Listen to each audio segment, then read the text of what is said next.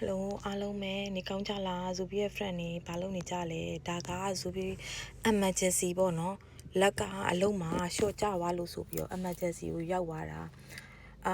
စနိုးတွေရမ်းကြတော့ slip ဖြစ်သွားတာလေဒါက Zubi တို့ရဲ့ hotel နားမှာရှိတဲ့ downtown မှာရှိတဲ့ emergency hospital ပေါ့နော်အကြီးဆုံးပဲဒါကပြောမယ်ဆိုတော့တကယ်ကို biggest hospital New Jersey မှာဆိုရင်တော်တော်လေးကိုနာမည်ကြီးတဲ့ hospital အကြီးပေါ့နော်ဖြစ်ချင်တော့ hotel နဲ့လုံးဝနီးနီးလေး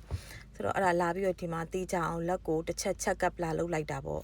ဘာကြောင့်လဲဆိုတော့ဘာမှအန်ဒီရမရှိဘူးလားဆိုဖြစ်သွားအောင်လေတီးကြအောင်ဆိုပြီးတော့အဲ့ဒါရောက်တုံးပြရတာဒါက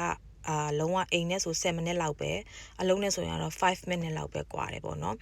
တော်တော်ယူကြည့်တယ်နောက်နေ့ကျရင်နောက်ထပ် building တွေရှိသေးတယ်ပြပေးမှာ तू ကလုံးဝ downtown တစ်ခုလုံး तू ကယူထားတာအကုန် cancer center ရှိတဲ့ဟာအကုန်ရှိတယ်ဒီထဲမှာပေါ့နော်စက်ပစ္စည်းတွေလည်းတော်တော်စုံတယ်နာမည်ကြီး hospital ပေါ့နော် Robert Wood Johnson ဆိုရင်လုံးဝအားလုံးသိတယ်တခြား state တွေကတော့မှတချို့ဆို transfer လုပ်တယ်ကွာဒီမြို့ရဲ့ဒီ hospital မှာ facility စုံလို့ဆိုပြီးတော့ဟိုဒီမှာလက်တော်ထိသွားတယ်သူတို့ကအဲ့လိုပတ်ပေးလိုက်တယ်ဘာမှတော့မဖြစ်ဘူးတဲ့စိတ်ပူစရာမလိုဘူးပေါ့နော်ယူဆိုင်လိုက်ပါဆိုပြီးတော့ပြောတယ်အိမ်မှာပဲနားပြီးတော့ work from home လုပ်ရမှာပေါ့နော်အဲ့တော့အဲ့ဒါ Zubi ရဲ့ friend လေးတွေကိုပြောပြတာသိအောင်ဆိုပြီးတော့ဆိုတော့ see you on Zubi ရဲ့ next vlog stay tuned following for more journey okay bye bye